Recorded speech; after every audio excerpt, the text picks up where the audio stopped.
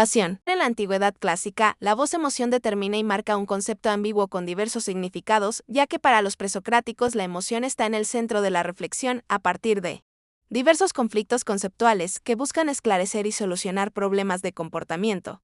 Aunado a ello se debe reconocer que, desde aquella época, las pasiones y emociones se entretejieron con los valores y la conducta, con lo que se entrelazó la reflexión moral y ética a la comprensión humana, cuya finalidad era la perfección del ser mediante la razón y el intelecto. Sin embargo, las emociones tenían y manifestaban una función negativa porque se las relacionaba con los vicios, por lo tanto, la pasión comenzó a condenarse, ya que alejaba de los ideales del intelecto y la razón. Las pasiones, para los filósofos griegos los afectos, que sobrepasan la voluntad, provocan un conflicto entre las tres partes, o estratos del alma, el cual solo puede solucionarse y equilibrarse por medio de la sabiduría que se consigue cuando el sabio comprende su propia función, mediante la parte racional que hegemoniza los actos, los afectos y la voluntad. Es así como la persona sabia es aquella que tiene afectos y apetitos, sin embargo, no permite que lo dominen o determinen ciegamente en el transcurso de su vida. Bajo este conocimiento, Epicuro, en su carta a Meneceo, recomienda actuar por medio de la justa medida o moderación para armonizar más que anular los distintos afectos y elementos del alma. Al respecto, señala, sufre, pero no demasiado, goza, alégrate y sufre, pero no demasiado. La virtud está en el medio, ni demasiado poco, nada en exceso, la mesura es lo mejor. Por lo tanto, para los griegos el principio de la virtud está en la moderación. Por otra parte, en la filosofía escolástica, la pasión tiene un sentido más activo, en cuanto que significa una tendencia vehemente, dedicada y enérgica hacia algo o alguien. Para esta corriente, las pasiones ciegan en particular porque entorpecen el desarrollo externo e interno del individuo, por lo que pueden ser buenas o malas si están en conformidad o disconformidad con la razón, y se consideran negativas si reducen o destruyen la libertad o si son capaces de cegar a la razón. ¿Pero qué es la libertad y cómo puede ser afectada negativamente? La libertad como autodeterminación. La libertad es algo propio y esencial de la condición humana porque con ella cada quien decide su ser, su quehacer y su manera de estar en el mundo. Por lo tanto, es un derecho natural, es decir, que viene implícito en nuestra naturaleza.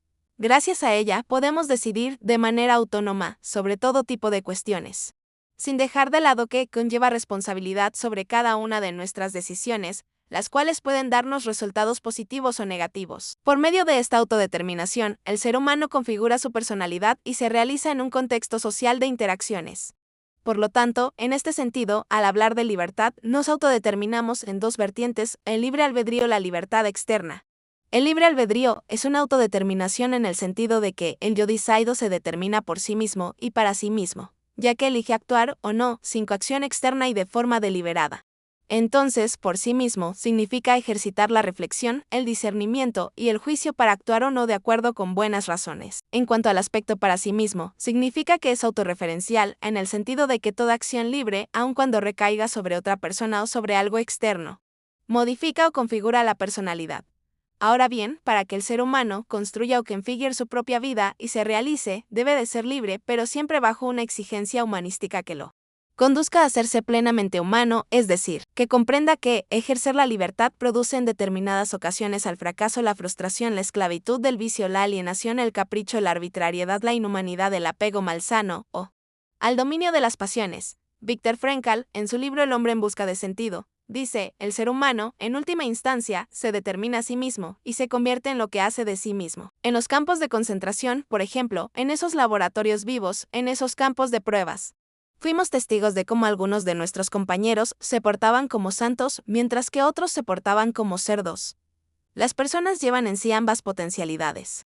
Cuál de las dos actualice, depende de sus decisiones, no de las condiciones en las que se encuentre. En ese sentido, la libertad es una tarea y una conquista diaria. Ser libres requiere esfuerzo y la lucha por ser cada vez más humanos, nobles y virtuosos. Porque, como mencionan diferentes filósofos, este querer y obrar como autodeterminación puede estar afectado, ofuscado o restringido por impulsos, vicios, pasiones, afecciones o ciertos rasgos de la personalidad que doblegan, someten y obnubilan la inteligencia y la voluntad.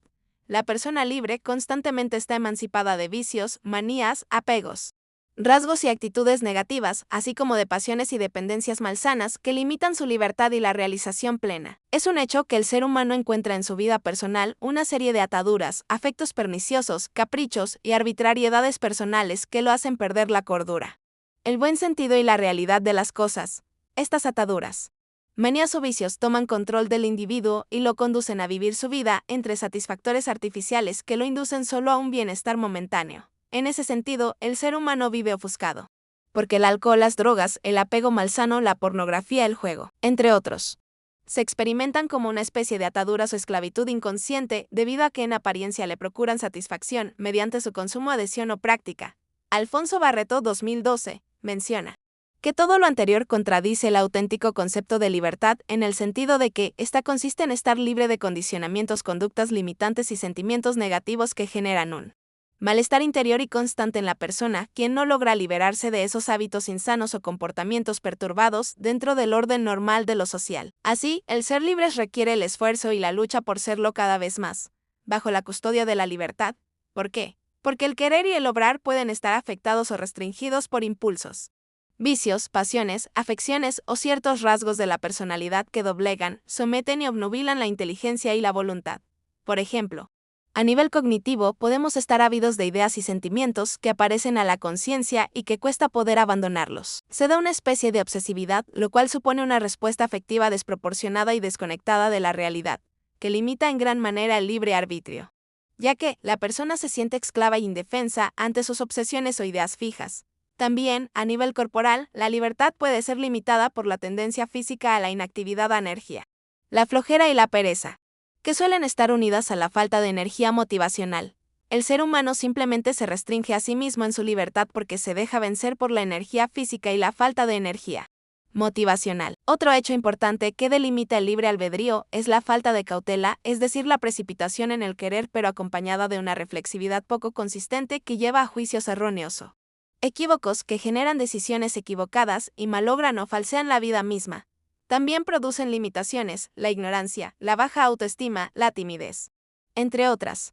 Libertad externa no se agota ni termina en el ser que decide qué o no hacer, ya que está referida a los ámbitos o contextos en los que se proyecta o se realiza. Estos pueden ser las relaciones interpersonales, la familia, la escuela, la sociedad, la política, lo artístico, lo económico, lo profesional, lo cultural, etc. Conviene aclarar que los diversos ámbitos y contextos no son indiferentes ni son un obstáculo para la libertad, sino que, más bien, son el campo de expansión del ser libre que busca realizarse al actualizar sus potencialidades y capacidades, lo que lo convierte en el lugar donde el ser humano se relaciona y establece lazos para hacer posible la amistad, el amor, la ayuda mutua, la solidaridad, la fraternidad y el compañerismo. Sin embargo, también existe lo contrario, el desamor, las amistades malsanas, los apegos tóxicos, las malas influencias y la falta de un dominio sobre las pasiones y emociones. En conclusión diremos que el respeto y la responsabilidad son los principios básicos del humanismo en particular porque hacen fructificar el conjunto de interacciones positivas, lo que da solidez a la personalidad porque, como lo dice su etimología, respetar significa tomar en consideración, tener en cuenta, respaldar y tratar bien a quien lo merece, así como enaltecer su dignidad, individualidad, preferencias, condición, rol,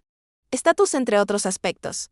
En otras palabras, es la actitud de tratar honrosamente a los demás, al comprender que merecen las mismas consideraciones que se exigen o piden para uno mismo. Mientras que la responsabilidad es la cualidad de responder a los compromisos. Virtud, los jóvenes y la vida virtuosa. Un gran porcentaje de jóvenes acogen con agrado y emoción la capacidad de autodeterminación, y valoran el acto de ser libres, sobre todo cuando cumplen la mayoría de edad. Sin embargo, les cuesta mucho aceptar el fundamento de esa libertad, es decir, la responsabilidad. Les fastidia asumir las consecuencias de sus actos y admitir que todo acto libre tiene a uno mismo como responsable y, por ello, actualmente se promueve entre los jóvenes un humanismo ético preventivo que los ayude a analizar para anticiparse a lo que hoy se llama ética de la crisis. Esta es la reflexión sobre el comportamiento lícito o ilícito que llega después de haber pasado por situaciones que llevan al fracaso e incertidumbres difíciles de eliminar. Ejemplo: embarazos no deseados, crímenes, violaciones, robos, secuestros, maltrato animal, borracheras, drogadicción, vicios, etc.